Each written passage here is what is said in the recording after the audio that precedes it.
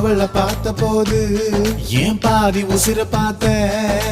உயிரும் உயிரும் தான் பேசும் பாஷையே மூச்சுக்குள்ள கேட்டேன் அவ எதிர வந்து நின்னா